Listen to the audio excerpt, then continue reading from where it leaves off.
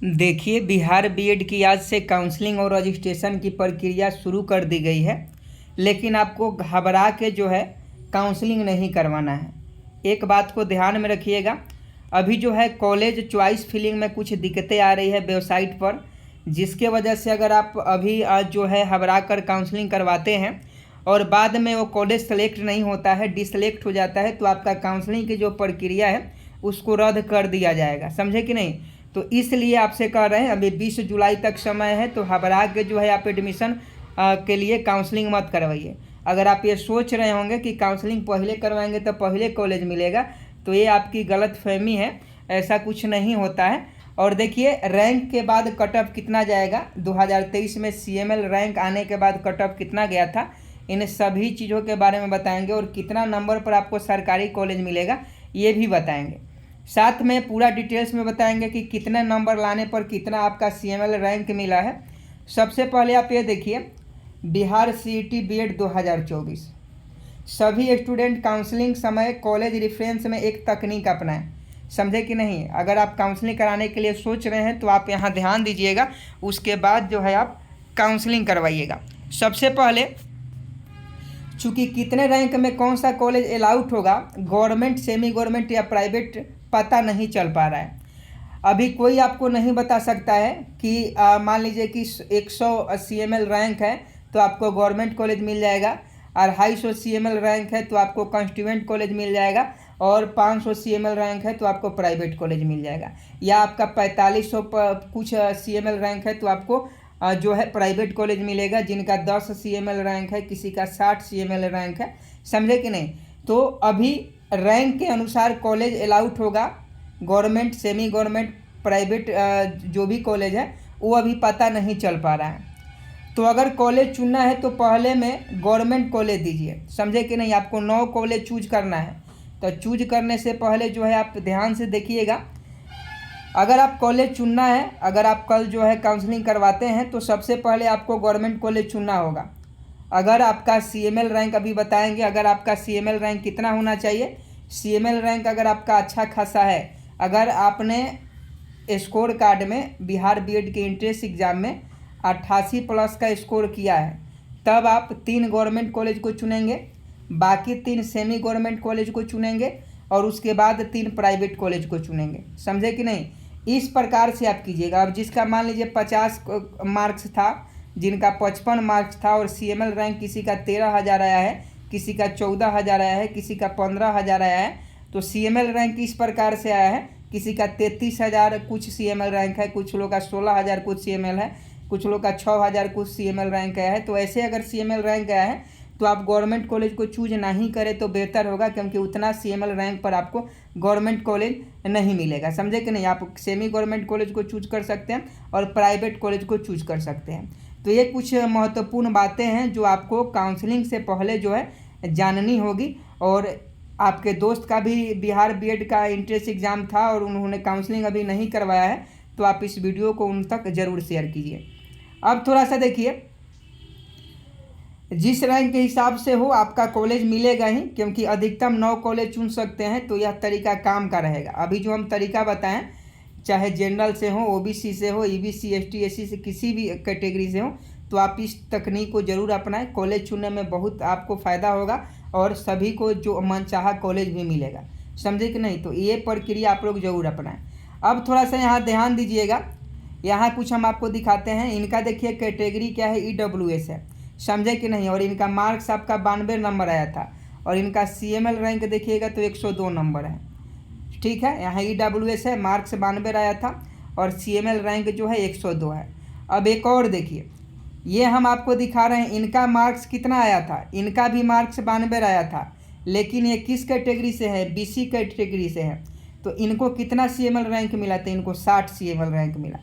तो कैटेगरी पर भी डिपेंड करता है। अभी हम आपको दिखाएं, जो ईडब्ल्यूएस कैटेगरी के थे तो उनको 102 सीएमएल रैंक मिला था, ईडब्ल्यूएस कैटेगरी के 92 नंबर का ही। लेकिन अगर वही बच्चा बीसी कैटेगरी के है और वो 92 नंबर लाए हैं, तो उनका जो सीएमएल रैंक है वो 60 है। समझे कि नहीं? तो कैटेगरी पर भी डिपेंड करता है आपका सीएमएल रैंक। समझे कि समझ गए होंगे? और यहाँ सीएमएल रैंक आपको देख लीजिए 60 है, और यहाँ मार्क्स कितना था, 92 था। और ये कैटेगरी कौन सा है, BC कैटेगरी है। और यही ऊपर हम आपको दिखाया है इनका EWS कैटेगरी है और इनका CML रैंक कितना है, 102 है। तो कैटेगरी पर बहुत कुछ जो है डिपेंड करता है, समझे कि नहीं। अब यहाँ देखिए रैंक के हिसाब से हम बताते हैं कि CML रैंक किसका कितना आना चाहिए। 90 का अगर मार्क्स है तो 155 से 162 पूरे बिहार के जितने भी B.Ed अभ्यर्थी हैं उनका हम ओवरऑल रैंक बता रहे हैं। 90 जिनका मार्क्स है उनका 155 से 162 के बीच में जो है CML रैंक है। 88 जिनका है उनका 509 से 600-700 ऐसे CML रैंक है। 86 जिनका है उनका 900 प्लस CML रैंक है। 85 जिनका है 1200। 81 जिनका है 3959 से 4500 के बीच में CML रैंक है। 80 जिनका है 5223 से 6183। और 77 जिनका है उनका 9950 से 10,000 के आसपास, 10,000 कुछ के आसपास जो है उनका CML रैंक है।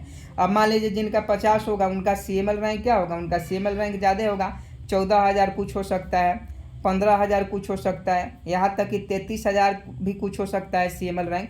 तो ये सभी बातें आपको ध्यान में देनी होगी काउंसलिंग करवाने से पहले। और ये जो तरीका हम बताए हैं इस तरीका पर आप ध्यान दीजिएगा और समझने का प्रयास कीजिएगा। अब चलिए आपको दिखाते हैं कि 2023 में CML रैंक का कट ऑफ कितना गया था और कितने पर सरकारी कॉलेज में एडमिशन हुआ था और कितने पर प्राइवेट कॉलेज में एडमिशन हुआ था। ये देखिएगा तो ये कट ऑफ गवर्नमेंट कॉलेज, ये जो आपको PDF दिखाई दे रहा है गवर्नमेंट कॉलेज का कट ऑफ है। और यहाँ आप ध्यान से देखिएगा तो यहाँ देखिए BC कैटेगरी का कट ऑफ देखिए। बाबा साहब भीमराव अम्बेडकर यूनिवर्सिटी के अंतर्गत आता है। गवर्नमेंट टीचर ट्रेनिंग कॉलेज तुर्की में मुजफ्फरपुर में जो है, इसका देखिएगा तो 304 जो मिनिमम था और 399, यानी 304 से 399 के बीच में जिनका भी CML रैंक था उनका एडमिशन हुआ था। EBC का देख लीजिए 289 से 416 के बीच में। EWS का देखिए 272 से 382 के बीच में। और वही अनरिजर्व्ड कैटेगरी का देखिएगा तो यहाँ देखिए 18 से 265 के बीच में। ये फर्स्ट राउंड काउंसलिंग का है, समझे कि नहीं। 18 से 265 के बीच में जिनका भी रैंक था उनका एडमिशन हो गया था। ये बाबा साहब भीमराव अम्बेडकर यूनिवर्सिटी के गवर्नमेंट कॉलेज का है। अब उसके बाद देखिएगा ये ललित नारायण मिथिला यूनिवर्सिटी के द्वारा जो government college of teacher education Samastipur में है। यहाँ आप देखिएगा, यहाँ ध्यान से समझिएगा। यहाँ देखिए यहाँ जो BC कैटेगरी का है ये 385 से 429 गया था। EBC का आप देखिएगा 341 से 539 गया था। SC का देखिएगा 390 से 1726 गया था। EWS का देखिए 328 से जो 414 गया था। और वहीं अनरिजर्व्ड का देखिएगा ललित नारायण मिथिला यूनिवर्सिटी के अंतर्गत गवर्नमेंट कॉलेज का कट ऑफ तो देखिए 12 से 327 गया था। उसके बाद यहाँ गया में भी मगध यूनिवर्सिटी के तहत एक आपको सरकारी कॉलेज देखने को मिल जाता है, इसका भी कट ऑफ आप देख लीजिए। यहाँ अनरिजर्व्ड का देखिएगा तो देखिए 115 से 115 ही मात्र कट ऑफ गया था। BC का यहाँ देखिएगा तो 27 ही खाली कट ऑफ गया था, केवल 27 वाले रैंक का ही एडमिशन हुआ था। EWS का देखिए एक ही बच्चा का इसमें सिलेक्शन हुआ था। और अनरिजर्व्ड का देख लीजिए 6232 से 62, मतलब सेम CML रैंक के द्वारा इसमें कट ऑफ गया था। यहाँ देखिए ये पटना यूनिवर्सिटी के अंतर्गत आता है 933 से 1235, 1065 से 1167 और 746 से 1549 जो था।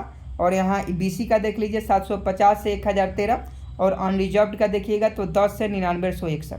तो ये जो है गवर्नमेंट कॉलेज का कट ऑफ है। यहाँ भागलपुर का देख लीजिए, ये पूरा गवर्नमेंट कॉलेज का कट ऑफ है। यानी आपके रैंक पर डिपेंड करता है, CML रैंक पर कि कितना जो है कट ऑफ पर आपका सरकारी कॉलेज में जो है एडमिशन होगा। इस बात को ध्यान में रखेंगे। और जो हम तरीका बताए हैं अगर उस टेक्नोलॉजी को फॉलो करते हैं तो आपको सरकारी कॉलेज मिलेगा। और CML रैंक देखिए एक हम बता देते हैं कि अगर 1000 से नीचे आपका CML रैंक है, 1000 से नीचे आप CML रैंक है तो 3 गवर्नमेंट कॉलेज का आप चूज जरूर कीजिएगा। अगर आपका 1000 से नीचे CML रैंक है तो इस बात को ध्यान में रखिएगा। अगर 1000 से नीचे CML रैंक नहीं है तो फिर गवर्नमेंट कॉलेज चूज करने से कोई फ़ायदा नहीं है, कंस्टिट्यूएंट कॉलेज कीजिए और प्राइवेट कॉलेज कीजिए। उम्मीद है आप सभी समझ गए होंगे। और आपका कितना CML रैंक है कमेंट बॉक्स में बताएं। मिलते हैं अगले वीडियो में, तब तक चैनल को सब्सक्राइब कर बेल आइकन को प्रेस कर दें और अपने दोस्तों के साथ शेयर कर दें। जय हिंद, जय भारत।